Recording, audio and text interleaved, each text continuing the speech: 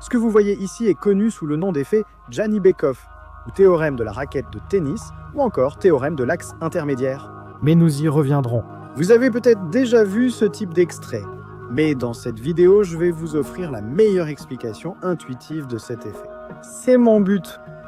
Maintenant, cela implique sans doute le meilleur mathématicien vivant, des secrets de l'époque soviétique et la fin du monde. En 1985, le cosmonaute Vladimir Jani-Bekov a été chargé de sauver la station spatiale soviétique Salyut 7, alors totalement hors service. La mission était tellement dramatique que les Russes en ont fait un film en 2017. Et après avoir sauvé la station spatiale, Jani-Bekov a déballé les provisions envoyées depuis la Terre, qui étaient fixées avec un écrou papillon. Alors que l'écrou papillon se détachait du boulon, il a remarqué quelque chose d'étrange.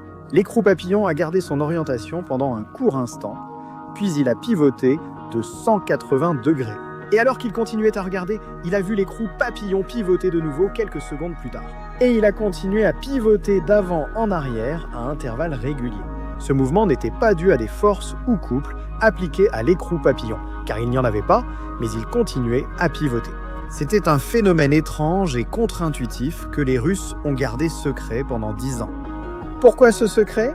Eh bien, c'est ce que nous allons découvrir.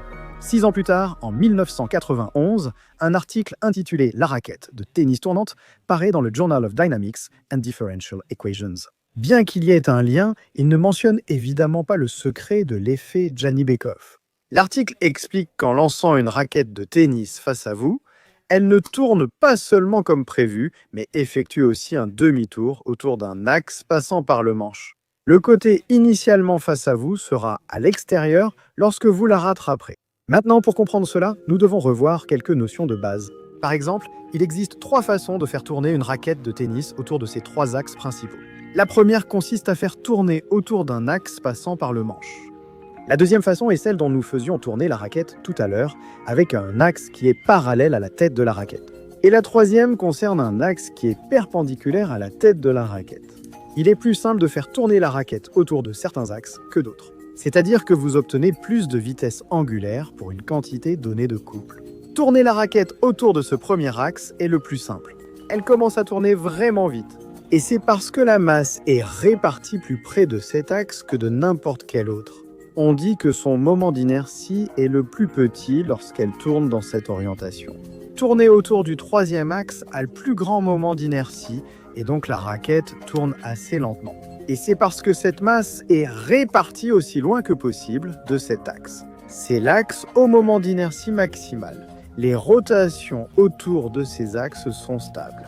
Il n'y a aucune rotation autour des autres axes lorsque vous essayez de tourner autour du premier ou du troisième axe. Mais lorsque vous tournez autour du deuxième axe, l'axe intermédiaire, où le moment d'inertie est entre les deux autres, eh bien, c'est là que vous obtenez cette demi-rotation. Vous ne pouvez pratiquement rien faire pour l'arrêter. Et cela ne concerne pas que les raquettes de tennis. Je l'ai déjà fait avec des téléphones et avec un disque percé d'un trou. J'ai emmené ce disque sur une patinoire et dans un avion en apesanteur. Le théorème de l'axe intermédiaire m'obsède. Et pour que l'effet de l'axe intermédiaire fonctionne, il faut un objet qui ait 3 moments d'inertie différents selon ces 3 axes principaux. Eh bien, ce n'est pas le cas pour tous les objets. Cet objet, comme un anneau en rotation, présente seulement 2 moments d'inertie différents selon le type de rotation. Comme celle-ci. Faire tourner des objets n'est pas une spécialité. Waouh, je pense que les rotations devraient être comme ça. C'est celle que je cherchais. Tout ce qui a une symétrie sphérique n'a qu'un seul moment d'inertie. Ces objets n'illustreront donc pas le théorème de la raquette de tennis. Pour cela, il vous faut un solide asymétrique, c'est-à-dire un objet aux 3 moments d'inertie différents selon ses axes principaux. L'article sur la raquette de tennis indique que le phénomène de torsion semble nouveau. Il n'est pas mentionné dans les textes généraux sur la mécanique classique, parmi d'autres sources qu'ils ont vérifiées, mais en réalité, il l'est. C'est même dans le manuel cité Landau et Lifshitz. En fait, la compréhension du théorème de l'axe intermédiaire remonte à au moins 150 ans de plus, à un livre intitulé « La nouvelle théorie des corps en rotation » par Louis Poinsot. Donc c'est de la vieille physique, mais dans l'espace, le phénomène semble être quelque chose de nouveau. En microgravité, les effets sont bien plus marquants qu'un simple demi-tour de raquette de tennis. À intervalles aléatoires sur les réseaux sociaux, ces vidéos suscitent des questions frénétiques. Est-ce réel? Et que se passe-t-il? Comment ça fonctionne? Eh bien, un certain nombre de simulations et d'animations ont été réalisées. Mais si vous voulez vraiment comprendre ce qui se passe, la plupart des gens se tournent vers les mathématiques, moi y compris dans le passé. Eh bien, les mathématiques sont assez compliquées et il y en a vraiment beaucoup. Un étudiant a demandé à Richard Feynman s'il existait une façon intuitive de comprendre le théorème de l'axe intermédiaire. Selon l'histoire, il y a réfléchi profondément une dizaine de secondes avant de répondre. Non. Eh bien, le but de cette vidéo est de prouver que Feynman avait tort de fournir une explication intuitive du théorème de l'axe intermédiaire. Mais l'explication ne vient pas de moi. Elle vient en fait de l'un des plus grands mathématiciens vivants, Terry Tao. Il a remporté la médaille Fields parmi de nombreux autres prix. Pour cette vidéo, j'ai demandé une interview, mais il a refusé car il est occupé à résoudre des problèmes mathématiques anciens. Donc c'est compréhensible. Mais ce n'est pas grave, car nous avons l'explication qu'il a publiée sur Math Overflow en 2011, la voici. Imaginez que nous avons un disque mince, rigide et sans masse, centré dans notre système de coordonnées. Ajoutez maintenant des masses ponctuelles, lourdes au bord opposé du disque sur l'axe des X. Même s'il s'agit de masses ponctuelles, je vais placer de gros cubes autour d'elles pour nous rappeler leur masse importante. Ajoutez ensuite de petites masses ponctuelles au bord opposé du disque sur l'axe Y. Maintenant, ce disque a 3 moments d'inertie différents par rapport à ses 3 axes principaux. La rotation autour de l'axe X a le plus petit moment d'inertie car seules les masses légères bougent. La rotation autour de l'axe Z présente le plus grand moment d'inertie car les 4 masses y tournent. Et la rotation autour de l'axe Y a un moment d'inertie intermédiaire. En tournant ainsi, les seules forces dans le disque sont des forces centripètes qui accélèrent les grandes masses vers le centre. Cela leur permet de tourner en cercle uniformément. Maintenant, que se passe-t-il si nous changeons de référentiel pour tourner avec le disque? Eh bien, nous voyons alors apparaître des forces centrifuges. Je n'aime généralement pas parler des forces centrifuges car, dans des référentiels inertiels, on n'a pas à s'en préoccuper. Mais si vous êtes dans un référentiel en rotation, alors des forces centrifuges apparaissent dans l'analyse, repoussant toutes les masses loin de l'axe de rotation. Et ces forces sont proportionnelles à leur distance par rapport à l'axe, dans ce cas, l'axe des Y. Ici, il n'y a pas de force centrifuge sur les petites masses, car elles sont sur l'axe des Y. Seule la force centrifuge agit vers l'extérieur sur les grandes masses.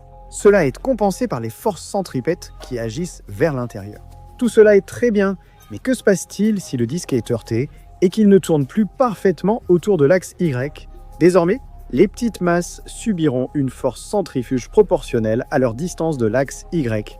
Les forces de tension dans le disque maintiennent les petites masses orthogonales aux grandes. Et comme les grandes masses tournent toujours à peu près aux mêmes positions qu'avant, avec beaucoup d'inertie, elles contraignent les petites masses à rester plus ou moins dans le plan YZ. Les petites forces centrifuges sur les petites masses commencent à les accélérer. Et ces forces augmentent à mesure que les masses s'éloignent de l'axe Y. Et elles continuent d'accélérer jusqu'à ce qu'elles basculent de l'autre côté. Pendant la première moitié de cette bascule, les forces centrifuges accélèrent les petites masses. Mais dans la seconde moitié, les forces centrifuges ralentissent les masses, annulant toute l'accélération précédente, de sorte qu'elles s'arrêtent pratiquement lorsqu'elles atteignent l'autre côté. Le schéma se répète alors indéfiniment, le disque basculant d'avant en arrière à intervalles réguliers. Voici une explication intuitive du théorème de l'axe intermédiaire, aussi appelé théorème de la raquette de tennis, ou effet Jani-Bekoff, ou tout autre nom. Alors si cela fait partie de la physique classique bien établie, pourquoi les soviétiques l'ont-ils classé secret pendant 10 ans? C'est peut-être à cause de ce que Jani-Bekoff a fait après avoir vu l'étrange comportement de l'écrou papillon. Il y a attaché une boule de pâte à modeler ou de plasticine et a essayé de la faire tourner. Il a constaté que, comme l'écrou papillon, cette boule se retournait périodiquement. Et cela impliquait que, puisque la Terre est elle aussi une boule qui tourne dans l'espace, elle pourrait également se retourner. Les pôles magnétiques terrestres se sont déjà inversés. Cela pourrait-il être lié? En 2012, avec les prophéties mayas sur la fin du monde, la spéculation sur l'effet Jani-Bekoff a attiré certains complotistes et médias. De plus, le 13 mai 2012, le site officiel de l'Agence spatiale fédérale russe, Roscosmos, a publié un article en l'honneur du 70e anniversaire de Gianni Bekov. Dans cet article, ils affirment que l'écrou tournant de Gianni Bekov a suscité étonnement et danger chez une partie du monde scientifique. Une hypothèse a été avancée selon laquelle notre planète, au cours de son mouvement orbital, pourrait effectuer le même renversement. Alors, comment évaluer la validité de cette hypothèse? Je veux dire, est-ce que la Terre va vraiment se retourner? Nous pouvons obtenir des indices grâce à des expériences simples menées par l'astronaute Don Petty à bord de la station spatiale. Il montre qu'un livre tournera de façon stable autour de son premier ou de son troisième axe, comme on pourrait s'y attendre, et qu'un cylindre solide tournera aussi de façon stable autour de son premier ou de son troisième axe. Mais un cylindre rempli de liquide qui tourne autour du premier axe, celui avec le plus petit moment d'inertie, est instable et il finira par tourner autour de son axe ayant le plus grand moment d'inertie. Pourquoi cela? Pour un objet isolé en rotation dans l'espace, on pourrait penser que son moment angulaire et son énergie cinétique restent constants.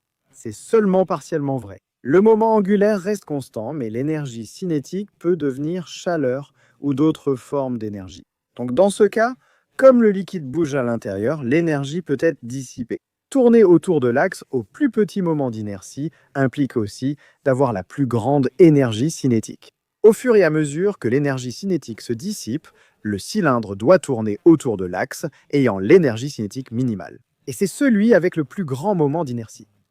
Donc, lorsqu'il tourne d'une extrémité à l'autre. Pour un moment angulaire donné, tourner avec le moment d'inertie maximale correspond à l'énergie la plus basse. C'est donc l'état vers lequel tous les corps vont tendre s'ils ont un moyen de dissiper leur énergie. Les États-Unis l'ont appris à leurs dépens avec leur premier satellite, l'Explorer 1. Il a été conçu pour tourner autour de son axe longitudinal et être stabilisé par rotation. Mais quelques heures après sa mise en orbite, le satellite se mit à tourner sur lui-même. Mais que s'est-il passé? Je veux dire, cela ressemble à un cylindre rigide. Eh bien, le problème venait de ses antennes flexibles. Elles permettaient au satellite de dissiper de l'énergie en oscillant, réduisant peu à peu son énergie cinétique, jusqu'à devoir tourner autour de l'axe de moment d'inertie maximale. Maintenant, la Terre est exactement comme ça. Elle possède des moyens de dissiper l'énergie en interne. Donc, avec le temps, elle en est venue à tourner autour de l'axe ayant le moment d'inertie maximale. Et la plupart des objets astronomiques font de même. Mars, par exemple, possède une concentration de masse ou une importante anomalie gravitationnelle positive appelée le dôme de Tarsis. Et elle se trouve, non par hasard, à l'équateur, car cela la place aussi loin que possible de l'axe de rotation et garantit que Mars tourne avec le moment d'inertie maximal. La plupart des astéroïdes, loin de tourner autour d'axes aléatoires, tournent, presque tous, autour de l'axe ayant le moment d'inertie maximal. Donc la Terre ne basculera pas. Elle tourne autour de l'axe ayant le moment d'inertie maximal et c'est stable.